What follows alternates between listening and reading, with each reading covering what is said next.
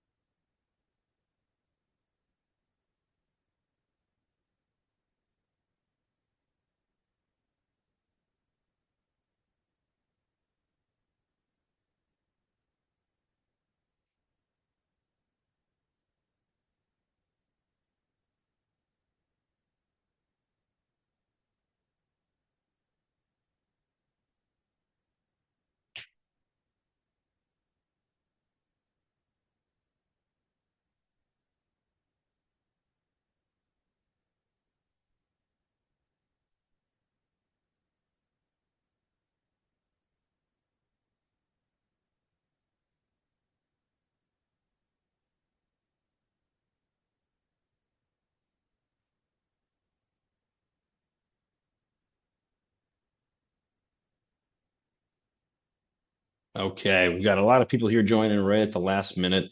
We're going to give this another minute or so, but the plan is to get started right at 3 o'clock so we can get the show on this road. So just bear with me here, a few people that have been waiting a few minutes, but we're going to get this kicked off here in just a moment.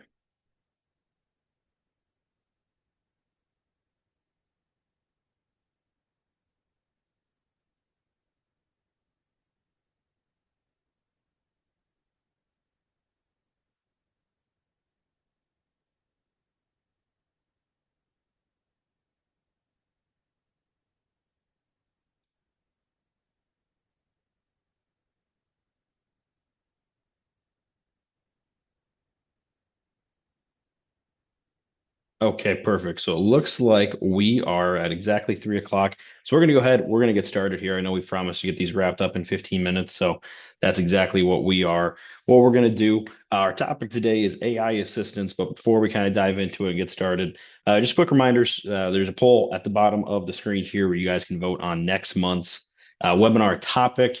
It's going to be March 26th. Of course, there's going to be time for a little bit of Q&A at the end. So if you have any questions, you can put them in the Q&A as we go. And of course, you can always raise your hand to chat as well as necessary, guys. So if you've got any questions, we'll try and get to them as we go. If not, we'll get to them at the end. So we promised everybody the best 15 minutes in cybersecurity, and that's exactly what we are going to give you. So let's dive into it. So just to kind of start off with a few ground rules, we're going to show you guys how we use all of our AI systems in Silicon Plains to get work done. But the question we get asked all the time is, what should you use AI assistance for? So we're just going to touch on that very briefly. We're actually going to show examples of all of these as we go, so there'll be time to talk about these in a little bit more detail.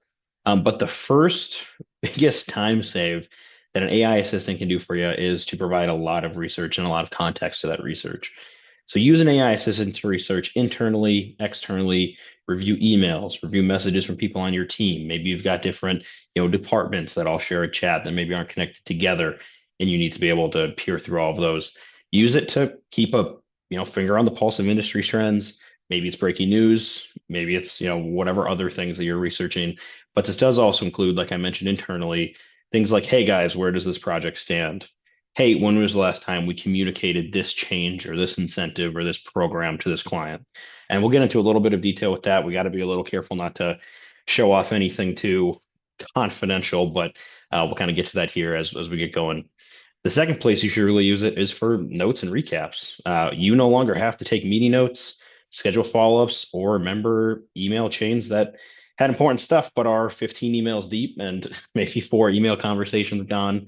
You can have an AI assistant, perform all of those tasks and make sure that they're just getting done behind the scenes, allows you to meet with more people, both on your team and externally. And of course, having always to schedule follow-ups, maybe you forget, maybe you're heading on a vacation, but having an AI assistant do all those things for you not only ensures that it gets done, but it gets done by somebody who's not you, right? Which is the whole point of this. And the third thing is actually a pretty new and cool Copilot feature that they call the prompt gallery. So it actually allows you to integrate outside, not outside agents, but other agents that aren't just your AI assistant, allows you to tie it to your AI assistant to be able to kind of compound the effectiveness and compound the amount of time you're saving. And we're going to show that here at the end, how to set that up. If you do have a Copilot license, it's a great place to put it. Just a quick reminder as I very gracefully transition to the next slide. Everything we're going to be showing here today, we're building it out in Copilot. We've got a lot of really, if you've been attending a lot of these, a lot of security and important reasons why you should be using Copilot. I'm going to touch on some of these here in a moment, but this is all just with the standard Copilot license. You have access to all of these things. So if you do have it, obviously take advantage of it. If you don't, reach out to your IT people and make sure you get that set up. It's something like $30 a month for the super premium license. So the basic one's obviously cheaper than that. But as we get into this here, one of the things we hear all the time is how is this any different than ChatGPT? Um, to start with the stat here, 77% of people who use AI say it feels like it adds more work. These AI assistants are how you save time and save energy, and they'll become part of that 77%. But why is this better or different than ChatGPT? Unlike ChatGPT, these Copilot agents that we're going to be showing off here, the systems are based in-house, so it keeps all of your data in-house. And this means that all of your important information never leaves your business. That's not true with something that you build out in ChatGPT, right? That all becomes part of the bigger open API model. So obviously there are limits to internal data you want to share outside of your company, preferably none. And that's what we've done here today. The second big part is that it combines your internal and external data, right? So ChatGPT thrives by connecting you to their outside large language learning environment. But the system that I'm about to show here lets you blend both for maximum results. And that's part of combining that external research and search functionality into all of your internal systems. That's really where this value and these efficiencies come from. And the third thing is that it actually allows you to, post things, to do content in outside systems, whether that be something with your CRM, something with your email, your Microsoft Teams, maybe it's social media, maybe it's finance, maybe it's, as is the leaning pull right now, maybe it's tying to outside proposal vendors, right? And being able to submit those. So it allows you to add in additional agents over time so you can compound on more complex work rather than dealing within a somewhat limited framework that ChatGPT provides. So there's our kind of 5 minutes of background. Let's spend a few minutes running through some examples. I had planned on sharing 5 examples. I'm not quite sure how much time we're going to have to go through all of those and still fit it in, but we're going to get started.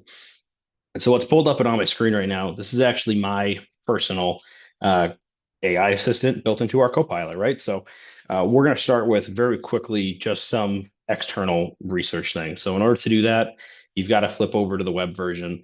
What you can do with that is you can start to pull in outside data into your company and use it to track things that are already trained to understand your business, your industry. So just as an example here, let's check out something really simple. Let's look at, are there any global events that could impact our supply chain or our operations? So this Copilot system already knows, of course, that we are a managed service provider. We work in IT, cybersecurity, and of course, AI. So now we're going to use our internal systems to go out and to go pull this data from, the internet as a whole, right? And start to look at, hey, what impact could some of these global supply chain, events have on our business? And what it's going to do is it's going to pull this data out and it's going to bring it into our system. So it's a part of our Copilot, and then we can use it to make decisions. We can load this into other things. You can see here, it's going to show a whole bunch of obviously bad and eventful ongoing business things, but you can see how, for a lot of business owners to pull this kind of market research, pull this kind of data, it used to take somebody Googling themselves, somebody trying to vet the sources, somebody trying to go out and pull all this data individually. But this is a really quick and easy way that you can use an AI system like this to do all that work for you, to go and search up all these things, to cite approved sources that are already fact checked and pull it all into one place so that you're able to, oh my goodness, a lot of bad things happening right now that might impact supply chains. But then you can also take it one page deeper. You can have it create a dashboard for your leadership team have it create a one-page risk brief, or go deeper on the question and ask which suppliers are most affected. So now that's a pretty quick, turnaround for something like that. But instead of you having to go do the research yourself or delegate to somebody in your team and have them put together a proposal and have them create a one-page brief and bring it to you, and maybe it takes, 2 days for them to open the email, 2 days to do the research, maybe, assuming they're not busy with other things, and then you guys having a one-to-one to go and discuss that in more detail later. You can just have an AI assistant do it. You saw it took maybe 15 seconds and you're already ready to move into the next thing, which is, hey, I can create marketing material out of this. I can build deeper on the questions, or I can actually have it build out a dashboard for my leadership team, right? So that's a great way to use this function. The next one I want to take a look at is going to be kind of a combination of things. I'm going to combine two kind of concepts, and you can see I switched from the web tab to the work tab. So what I'm going to do is I'm going to have it do a couple of things for me. You can have it just as an example, hey, I want you to summarize a meeting that I just had, or you can have it prepare for a meeting. So let's have it just kind of to combine two things here. Let's just say, hey, uh, oh yeah, let's have it just recap our most recent sales meeting. So you can see here, it's going to build out the prompt for you. It's already all put together. We're just going to have it run that there. And we're just going to say, hey, what are some of these sales meeting things? Might have to cut this slide short a little bit if it shows anything too impressive. But what you're going to see is going to start to say, hey, here's all the things we have going on. You're going to see here we went through and we kind of retrofitted some of the ways that we do our clothing, our quoting, right? The way that we have some things that need to be cleaned up in our CRM, who's responsible for what, links back to the meeting notes as we go through here. You can see now, you used to have somebody not only responsible for taking meeting notes, but distributing them, putting together. We all remember from the glorious high point of 2020, the phrase action items being absolutely everywhere. It's going to take all of those things, put them together for you, and then assign it out to the people who need to be performing those tasks. So that's also something that, hey, uh, you used to have to spend a lot of time and a lot of effort and internal resources on. And oftentimes, who's in important company meetings? It's your leadership team, your department directors. It's people who have better things to do than to hound everybody to make sure they're performing their, to-do list, right? Their tasks. You can see just like with the last one here, hey, we can summarize these decisions. We can draft an email to all the attendees, or you can get back in there and check the previous meeting notes. I'm just going to create another chat here. We're going to jump into what will probably be the last big example, and that is you can use it to perform really any tasks within your environment. And a great way that I like to do that is to have it create graphics and charts and visuals and drawing conclusions from documents that are created. And this is the great one here. I'll share this one because it's mine. So if it judges my performance, it's just me that's getting, maybe getting a little bit of egg on the face. But you can see here, it's going to go through any files that it has access to. Of course, as a Microsoft product, that's going to include your, email, Teams, Excel, Word. Now you can give it, as much of that data as you want, right? These are all kind of your choice, how much access you want to give it to. But it's going to go through, it's going to read our marketing plan. It's going to go through and it's going to say, hey, what it's about, give me a brief overview, present, action items and kind of next steps. And so it's going to say things like, hey, here are the biggest takeaways from your marketing plan. So it's not so much a operational workbook, it is a checklist. It's really got two sheets. One of them is all about webinars, right? So we've got checklists for what we need to do before and after each webinar and for when we sponsor events. So it's going to go through, it's going to grab a bunch of data. It's going to look a lot of the workload volume things. And it's going to say, hey, there is some things that are exactly metered out. So you can see we update all of our future Zoom notes or Zoom dates, 12 months out. So this month we'll be looking at when we're going to schedule next Marches, right? Social media in my invites or social media account, email invites. It lays out our marketing cadence. And you can see here, here's a very simple visualization breakdown of how much we're doing some of these key events and what's most important on this checklist. This file is a process plan. It doesn't list our key performance indicators for all of these different tasks. So you can see it's going in and it's summarizing that file. It's grabbing a whole bunch of data and conclusions. And it's the kind of thing that if we needed to hire a new marketing person, if we needed to train somebody to fill a role, this can break down everything we've been doing present it in a way that we can train the next person on, and bring them up to speed in minutes. It allows leadership to get pretty plain language data and plain language feedback on something that, our ownership group isn't spending every day diving into the marketing numbers and the marketing plans, right? So it's a great way to perform a task that used to be really used to be, to use a phrase, tribal knowledge. It used to be that, hey, only your marketing person knows about the marketing plan. They're responsible for putting it together. There's no oversight. Who's in charge of making sure things are getting implemented?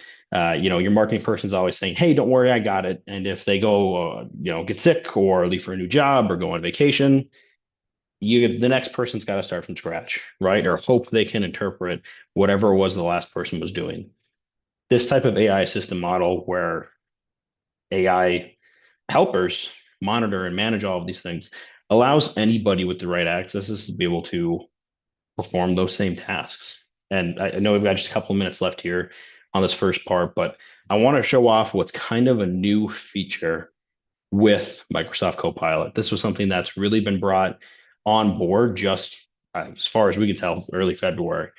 But if you go down and you check out all of your recommended prompts here, you can actually perform what is now called a prompt gallery. So what you can do here is you can build out customizable prompts based on things like task, job type, and whether or not you want it to tie into any other Copilot agents. Let's keep it really simple. Let's just say, hey, I want you to analyze anything for the sales department. You can see here there was no suggested filters. What if we flipped it over to sales and marketing? Perfect. So what you can do now is you can say, hey, I want to always have this prompt ready to roll for my data team. So let's just say, hey, I want to compare our social media and our email marketing. Give me tables of pros and cons, give me actionable takeaways, and a recommendation for using both together. Best practices tips. So now what we've done is we've been able to take advantage of the fact that Microsoft Copilot and our AI assistants have access to all of this data about the way that we do work and the way that we perform tasks, securely stored in our existing cybersecurity environment without a big extra license cost. And now we're able to start creating these kind of really customized things based on the way that we run our business that are at the disposal of whoever we want them to have have access to it. And you can see how this is quickly evolving past what we were talking about 4 months, 5 months, 6 months out. And the cost is not anything crazy. I mean, like I said, you're talking under $30 a person for a license like this. So it's very approachable, very achievable, and it's really automating a bunch of highly difficult tasks. I mean, we're just getting to the end of our first 15 minutes here, and we have recapped multiple meetings. We've drafted email follow-ups. We've performed external research, and now we've got a new, purpose-built AI prompt that we can use to summarize our two biggest marketing uh, pieces or marketing funnels, if you will, into one push of a button that just can appear in our Copilot system if we wanted to. So I know that's a lot of information there. I'm going to flip this away, but hopefully that kind of gives you guys a good rundown of just some of the ways you can use these AI assistants. Every single thing that we've done and that we've shown here takes long, complicated, honestly, administrative processes that probably used to be pushed off to somebody who doesn't even necessarily work in that specific department, whether it be things like keeping a finger on the pulse of the marketing team, looking at meeting notes. It was always something that was typically delegated to somebody else because your high performing employees, that's not what they're best suited for, right? That's not what your business development people, your finance people are best suited for, is to run reports to check out how their department's been working. And now it's got it automated and really just running in the background of all of your other business processes. And the best part is it can be turned on or off and customized to whatever you need it to be. So like I had mentioned before, that's just the intro Copilot license. If you guys have any questions about it, reach out to your IT people. If you don't have an IT person, we'd be happy to hop on a call and answer any questions for you. But that is going to wrap up the demo portion of this webinar. We do have a couple of questions that came in while we were going. So I'm going to kind of move into those. Of course, if you guys have any questions, ask them here. That was kind of the time. And make sure you guys vote in that poll at the bottom. Let's jump into a couple of these questions here. So the first question that I've got is, how does this work when it comes to connecting to other parts of our business, right? Can we use an AI assistant outside of just Copilot? And the answer to that, to kind of give it a bit of a roundabout answer, is that what's really unique about AI, especially right now, is that it can be plugged into out of pretty much anything that your business is doing, right? So, for example, we use it for all kinds of CRM plugins to answer questions about the way that we're trying to get new business, the way we're interacting with our existing customers. So the short answer is yes. The long answer is way more technical, less fun. So I mean, we don't need to get into that on this call here, but these assistants, I mean, they do function within your kind of AI environment, and they've got a lot of flexibility that way.